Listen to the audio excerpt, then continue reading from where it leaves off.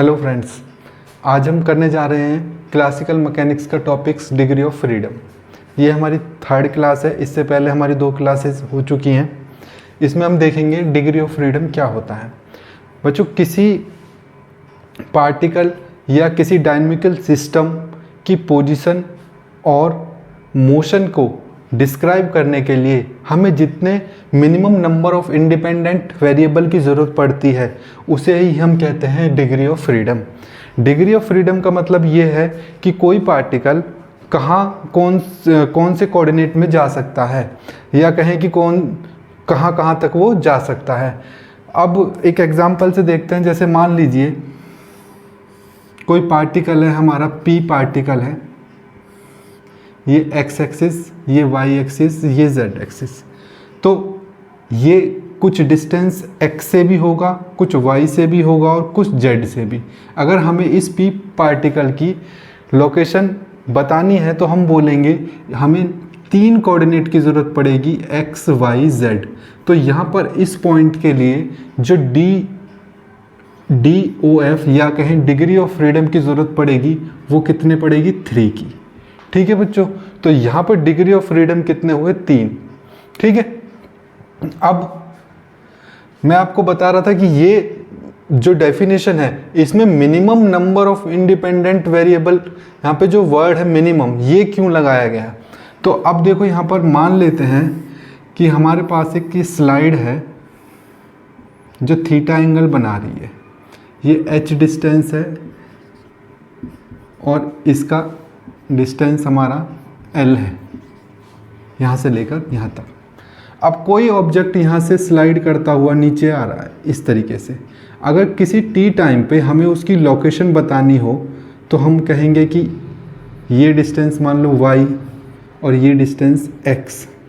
तो आप बोलोगे कि हमें यहाँ पर x भी चाहिए और y भी चाहिए इस पॉइंट को लोकेट करने के लिए, लेकिन नहीं, यहाँ पर x और y दोनों ही एक दूसरे के ऊपर डिपेंडेंट हैं और हमने यहाँ पे यूज़ किया था इंडिपेंडेंट वर्ड। इंडिपेंडेंट वेरिएबल क्या, x और y कैसे इंडिपेंडेंट हैं, तो यहाँ पे जो y है वो इक्वल टू होगा हमारा x साइन थीटा के। तो जैसे जैसे x की वैल्यू चेंज होगी वैसे वैसे y की वैल्यू भी चेंज होगी। तो यहाँ पर अगर हमें एक कोऑर्डिनेट पता चल जाए तो हम दूसरा अपने आप निकाल लेंगे, अगर हमें थीटा एंगल पता है तो इसीलिए हम कहते हैं कि minimum number of independent variable. तो यहाँ पर हम या तो x लेंगे या y लेंगे, दोनों नहीं लेंगे। समझ में आई बात।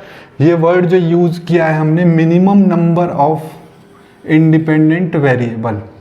तो इसीलिए कि हमें यही देखना है कि कोई भी कोऑर्डिनेट एक दूसरे के ऊपर डिपेंडेंट ना हो। अब इस पर आ जाओ। अब यहाँ पर देखो, अब ये पार्टिकल x में मूव कर रहा है यहाँ पर, तो इसको y और z से कोई मतलब नहीं है। अगर ये y में कर रहा है मूव तो इसको x और z से कोई मतलब नहीं है। अगर ये z में कर रहा है तो इसको x और y से कोई मतलब नहीं है। मतलब ये तीनों ही कोऑर्डिनेट में मूव कर सकता है। तो इसके डिग्री ऑफ फ्रीडम कितने होंगे, 3। अब यही चीज़ अगर मैं 2 पार्टिकल के लिए ले लूँ, 2 पार्टिकल है हमारे P1 एंड P2। तो बच्चों इसके डिग्री ऑफ फ्रीडम की बात करें तो यहाँ पे x, y1, z1 और इसके लिए जो कोऑर्डिनेट होंगे x2, y2 और z2। तो यहाँ पे जो डिग्री ऑफ फ्रीडम हुए हमारे टोटल कितने हुए, 3 × 2 दैट इज 6। सेम तरीके से अगर मैं यही काम 3 पार्टिकल के लिए करता हूँ तो उसके लिए जो डिग्री ऑफ फ्रीडम होंगे वो कितने होंगे, 3 × 3 दैट इज 9। अब यही काम अगर मैं n नंबर ऑफ पार्टिकल के लिए करता हूँ तो क्या फॉर्मूला बन के आएगा हमारा डिग्री ऑफ फ्रीडम का, 3 × n दैट इज 3n। तो हम कह सकते हैं कि डिग्री ऑफ फ्रीडम का जो फॉर्मूला होता है वो क्या होता है, 3n फॉर n पार्टिकल। अगर n की वैल्यू 1 है तो 3 और 2 है तो 6, 3 है तो n 9 और n है तो 3n। ये बात तो थी बच्चों जब तक उस सिस्टम पर, उस पार्टिकल पर कोई कंस्टेंट नहीं लगा हो। अब अगर सिस्टम पे कंस्टेंट लगा हुआ हो तब क्या होगा? ठीक है बच्चों, ये नोट कर लो आप। इसके बाद हम देखते हैं degree of freedom with constant.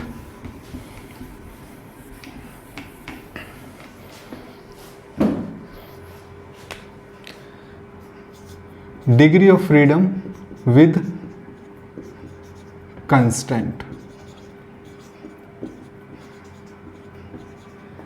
बच्चों फर्स्ट केस देखो पहले आप। अभी हमने देखा था एक पार्टिकल जो कि x, y, z तीनों में जा सकता था, उसका डिग्री ऑफ फ्रीडम कितना था? 3। अब मैं आपसे ये बोल दूं कि ये जो पार्टिकल है p पार्टिकल, जो ये पार्टिकल है, ये केवल 2 एक्सिस पे जा सकता है, या x पे या y पे या z पे। तो किसी एक प्लेन में जा सकता है, कि मैं मान लेता हूँ कि ये y में नहीं जा सकता, y = 0 है। तो बच्चों ये एक कंस्टेंट लग गया इस पर। ये क्या लग गया? एक कंस्टेंट लग गया। तो हम अब ये कह सकते हैं कि ये जो पार्टिकल है केवल मूव करेगा, मूव इन 2D ओनली। ठीक है बच्चों, यहाँ पे कितने कंस्टेंट लगा? केवल 1। तो इसका जो डिग्री ऑफ फ्रीडम आएगा वो आएगा बच्चों 3n क्या है? Number of particle minus k for constant. यहाँ पे कंस्टेंट 1 लगा है बच्चों, तो इसके लिए मैं बोलूँ तो कितना हो जाएगा? नंबर ऑफ पार्टिकल कितना है? 1, और माइनस कंस्टेंट कितना है? 1। तो आंसर आया हमारा 2। ठीक है बच्चों, ये बात समझ में आई? तो ये जो केस था ये तो था बच्चों 2D के लिए, या कहें एक प्लेन के लिए। अब मैं बोल दूं कि ये पार्टिकल ना y में जा सकता है ना z में जा सकता है, अब केवल एक डायमेंशन में जा सकता है 1D के लिए। अब ना तो ये y में जा सकता है ना ये z में जा सकता है। बच्चों कितने कंस्टेंट लगे? 2 कंस्टेंट लग गए। अब 2 कंस्टेंट लग गए, तो कंस्टेंट 2 लग गए। तो अब जो DOF होगा, डिग्री ऑफ फ्रीडम होगा, वो 3 × 1 - 2 दैट इज 1। ठीक है बच्चों, अगर मैं इसके जनरल फॉर्मूले की बात करूँ तो DOF = हमारा हो जाएगा 3n - k। तो ये कब है? जब हमारे पास कोई कंस्टेंट हो। अगर कंस्टेंट 0 है तो 3n बच जाएगा केवल। ठीक है, ये बात समझ में आई? और एग्जांपल देखो, मान लेते हैं हमारे पास 2 पॉइंट हैं बच्चों, एक पॉइंट P1 और एक पॉइंट P2। अब की बार इनकी जो लेंथ है या कि इनके बीच में जो डिस्टेंस है वो फिक्स्ड है, ये कभी भी कम या ज़्यादा नहीं होगा।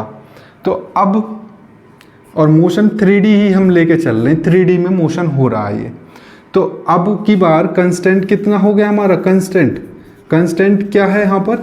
L = constant. तो L कांस्टेंट हुआ तो 3n - k कितना हो जाएगा? 3 × 1 - 1। तो इसका डिग्री ऑफ फ्रीडम कितना आ गया बच्चों? 2 डिग्री ऑफ फ्रीडम। ठीक है, अब 2 पार्टिकल की जगह अगर मैं 3 पार्टिकल ले लूँ सेम तरीके से 1 2 3 P1 P2, और ये भी तीनों एक दूसरे से फिक्स हैं इस तरीके से, ये भी L, ये भी L, ये भी L। तो अब की बार जो कंस्टेंट लग रहे हैं वो कितने लग रहे हैं? गिनो, 1 2 3 कंस्टेंट हो गए हमारे पास। और DOF कितना हो जाएगा? अच्छा बच्चों, यहाँ पर एक छोटी सी मिस्टेक हो गई, पार्टिकल 2 थे हमारे पास। ठीक है, तो 6 - 1 दैट इज 5। अब की बार 3 × 3 - 3 दैट इज 6। तो ये हमारे डिग्री ऑफ फ्रीडम हो जाएंगे 6। ठीक है, इसके बाद देखो सिंपल पेंडुलम की बात करें अगर हम, सिंपल पेंडुलम में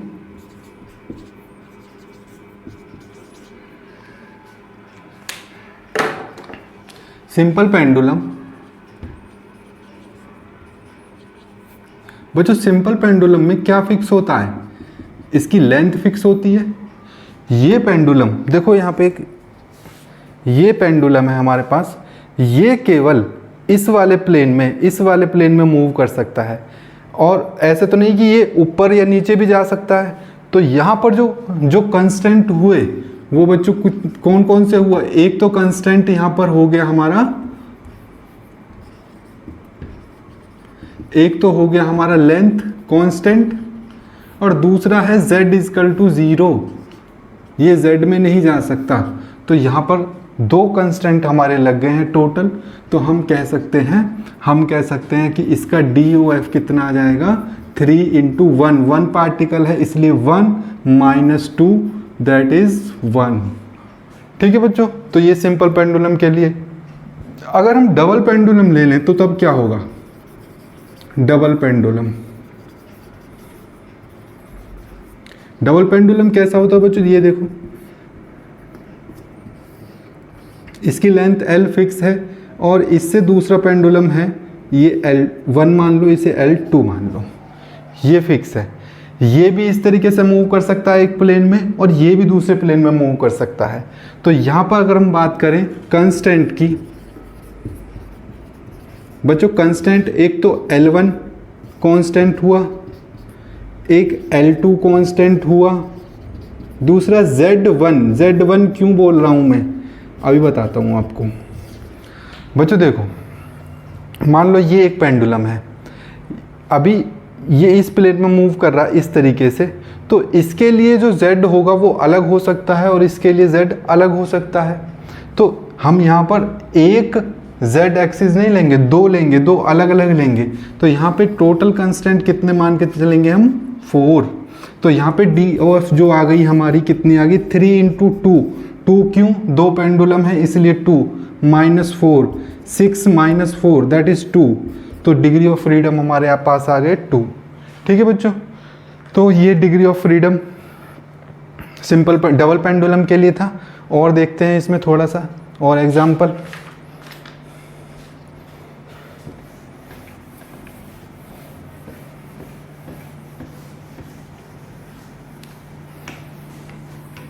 बच्चों जो हम मोशन की बात करते हैं, जैसे अब कोई मोशन 1D में हो रहा है तो ये अंडरस्टूड होता है कि वहाँ पे दो कंस्टेंट लगे हुए हैं। अगर कोई मोशन 2D में होता है तो ये अंडरस्टूड है कि वहाँ पर एक कंस्टेंट लगा हुआ है। अगर कोई मोशन 3D में हो रहा है तो ये भी अंडरस्टूड है कि वहाँ पे 0 कंस्टेंट लगे हुए हैं। जैसे अगर मैं फिर से एक बार रिपीट करता हूँ, 1D में या तो पार्टिकल x एक्सिस पे जा सकता है या y पर या z पर। तो यहाँ पर मैं अगर मान लेता हूँ वो x एक्सिस पे जा रहा है तो y इजकल टू 0 होगा और z इजकल टू भी 0 होगा। तो दो कंस्टेंट लग गए। ठीक है बच्चों, दो कंस्टेंट लग गए यहाँ पर। अब इसका एग्जाम्पल की बात करें बेटा, एग्जाम्पल देखो यहाँ पे क्या हो सकता है। एग्जाम्पल देखो, ट्रेन है। कभी तुमने ट्रेन को इस तरीके से जाते हुए देखा है क्या? नहीं, वो सीधी ही जाती है हमेशा। समझ में आ रही बात? तो या तो वो x डिस्टेंस ट्रेवल कर रही होती है या y। तो वहाँ पे क्या कंस्टेंट लगाया हुआ होता है। ठीक है, दूसरा एग्जांपल, दूसरा देखो 2D का एग्जांपल। 2D में बच्चों 2D का मतलब एक प्लेन में मोशन हो रहा है किसी भी, चाहे हम x y ले लें या y z ले लें या z x ले लें। तो 2D का मतलब ये हो जाता है हमारा। पेंडुलम भी हमारा 2D का ही एग्जांपल है। कैरम बोर्ड भी हमारा 2D का ही एग्जांपल है। कैरम बोर्ड जब हम स्ट्राइकर को करते हैं तो पूरा एक प्लेन में ही मूव करता है। तो वहाँ पर क्या बच्चों, z कंस्टेंट लग गया, z इजकल टू 0। तो यहाँ पे कंस्टेंट कितने हो गए? कंस्टेंट यहाँ पर हो गए हमारे पास 1। ठीक है बच्चों, तो यहाँ पे DOF की वैल्यू क्या आ जाएगी? DOF की वैल्यू आ जाएगी 3 इंटू 1 माइनस 1 2। ठीक है बच्चों, 1D का देखा आपने, 2D का, 3D का देखो। 3D में देखो आप, 3D में फुटबॉल प्लेग्राउंड में आप देखोगे, फुटबॉल के ग्राउंड में जो बॉल है फुटबॉल, वो एक्स एक्सिस में भी जा सकती है, वाई में भी जा सकती है और ऊपर भी उछल सकती है ना। तो इसका एग्जाम्पल हो जाता है फुटबॉल।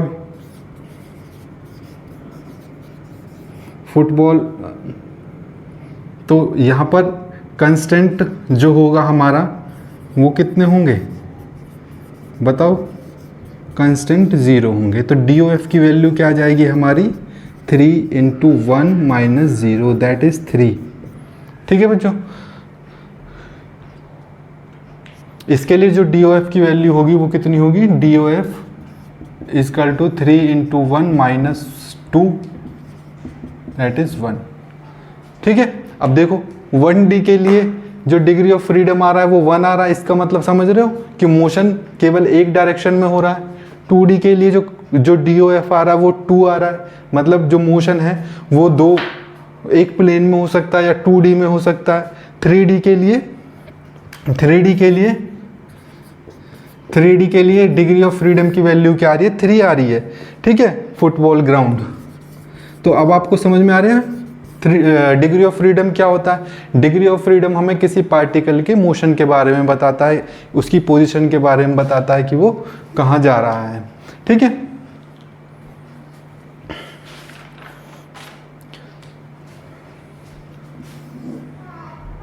अब एक एग्जांपल और देख सकते हो आप, अगर degree of freedom of A particle moving in a circular path,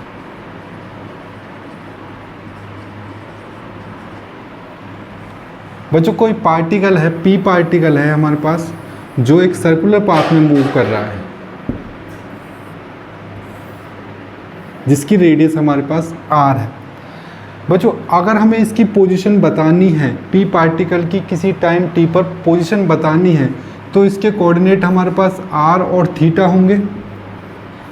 अगर t टाइम में ये यहाँ पर आ जाए तो थीटा एंगल की वैल्यू चेंज हो जाएगी, थीटा की वैल्यू चेंज हो जाएगी। r यहाँ पर क्या है, फिक्स है। r को हमने बोला है कि ये कांस्टेंट है। तो अब पहले आप मुझे बताओ कि अगर कोई पार्टिकल सर्कुलर पाथ में मूव कर रहा है तो इसका मतलब ये होता है कि वो 2D में मूव कर रहा है, चाहे वो इस तरीके से मूव कर रहा हो, चाहे वो इस तरीके से मूव कर रहा हो। तो अगर मैं इस प्लेन में लूँ, कोई पार्टिकल इस तरीके से मूव कर रहा है, तो मैं कह सकता हूँ कि उसका z 0 है, मतलब हमने उसको बाउंड किया है कि वो z में ना जाए। ठीक है, अगर यहाँ पर z = 0 है, हम मान के चल रहे हैं कि ये XY प्लेन में मूव कर रहा है, तो मूव इन XY प्लेन, तो हम कहेंगे कि z = 0 है। तो यहाँ पर एक कांस्टेंट बच्चों ये हो गया, दूसरा r = कांस्टेंट, दूसरा कांस्टेंट ये हो गया। तो टोटल जो कांस्टेंट आए हमारे पास कितने आए, 2। तो इसके लिए डिग्री ऑफ फ्रीडम बताओ, अब डिग्री ऑफ फ्रीडम कितना हो जाएगा इसके लिए, 3 × 1 - 2 दैट इज 1। तो हमें केवल एक डिग्री ऑफ फ्रीडम चाहिए इसकी लोकेशन को बताने के लिए। ठीक है, अब इसके बाद बहुत ही इम्पोर्टेंट चीज़ आ रही है हमारी रिजिड बॉडी। रिजिड बॉडी क्या होती है बच्चों, और उसकी डिग्री ऑफ फ्रीडम क्या होते हैं बच्चों। रिजिड बॉडी वो बॉडी होती है जिनके पार्टिकल्स के बीच की सेपरेशन को कम या ज़्यादा नहीं किया जा सकता। वैसे तो अगर हम प्रैक्टिकली बात करें तो कोई बॉडी रिजिड बॉडी नहीं हो सकती। जैसे सपोज ये पेन है, अभी मैं इसको रिजिड बॉडी बोल सकता हूँ, लेकिन अगर मैं इसको बहुत ज़्यादा कंप्रेस किसी मशीन के हेल्प से करता हूँ तो ये टूट जाएगा, इसके पार्टिकल की पोजीशन चेंज हो जाएगी। तो हम ये केवल अज्यूम करके चलते हैं कि जो बॉडी ठोस है या सॉलिड है वो रिजिड बॉडी है। ठीक है, तो हमें रिजिड बॉडी के डिग्री ऑफ फ्रीडम निकालने हैं। Degree of freedom of rigid body, degree of freedom of rigid body. बच्चों मान लेते हैं हमारे पास ये कोई रिजिड बॉडी है। ठीक है, ये कोई रिजिड बॉडी है। अब बच्चों इस रिजिड बॉडी कि लोकेशन को पता करने के लिए हमें 3 कोऑर्डिनेट की ज़रूरत पड़ेगी, x, y, z। ठीक है, ये x डिस्टेंस से, इसके centre of mass x distance से कितनी दूर है, y से कितनी दूर है और z से कितनी दूर है। तो हमें 3 कोऑर्डिनेट की ज़रूरत पड़ेगी, x, y, z। ठीक है बच्चों, इसके बाद देखो ये बॉडी जो है मूव भी तो कर सकती है। मैं अगर इसको x एक्सिस बोलूँ, इसको y एक्सिस बोलूँ और इसको z एक्सिस बोलूँ, अगर ये एक रिजिड बॉडी है लाइक ए मार्कर, तो क्या ये इस तरीके से रोटेट नहीं कर सकती, x एक्सिस पे नहीं घूम सकती? अगर हम इसको रिजिड बॉडी को इस तरीके से रखें तो क्या ये y पर रोटेट नहीं कर सकती और z एक्सिस पे रोटेट नहीं कर सकती? तो हम कह सकते हैं कि ये x में भी मूव कर सकती है, y में भी मूव कर सकती है और z में भी मूव कर सकती है। तो 3 कोऑर्डिनेट हमने ये लिख दिए और ये x, ये जो तीनों कोऑर्डिनेट हुए बच्चों, ये हमारे ट्रांसलेशन कोऑर्डिनेट हुए, ट्रांसलेशनल कोऑर्डिनेट। ठीक है, अब मैं बात कर रहा हूँ रोटेशन की। तो ये x एक्सिस पे भी रोटेट कर सकती है। मान लीजिए ये x एक्सिस पे रोटेट करके इस तरीके से इसने कुछ एंगल बना लिया जिसको हमने अल्फ़ा एंगल बोला है। y एक्सिस पे रोटेट करके इसने एंगल बना लिया जिसको हमने बीटा एंगल बोला है। z एक्सिस पे रोटेट करके इसने गामा एंगल बना लिया जिसको हमने गामा एंगल बोला है। तो ये जो तीनों है, ये तीनों जो हैं, ये तीनों हमारे रोटेशनल कोऑर्डिनेट हो जाएंगे जो रोटेशनल मोशन को बताएंगे। ठीक है बच्चों, तो रिजिड बॉडी के बच्चों को अक्सर इसमें कन्फ्यूज़न रहती है कि इसके कितने डिग्री ऑफ फ्रीडम होते हैं। तो यहाँ पर डिग्री ऑफ फ्रीडम बच्चों 3 तो ट्रांसलेशन होंगे और 3 ही रोटेशन होंगे। तो टोटल डिग्री ऑफ फ्रीडम इसके हो जाएंगे 6। लेकिन ये तब की बात है जब तक हमने इसमें कोई कंस्टेंट नहीं लगाया है। अगर हम इसमें कंस्टेंट लगा देते हैं तो फिर डिग्री ऑफ फ्रीडम की वैल्यू कम ज़्यादा हो सकती है।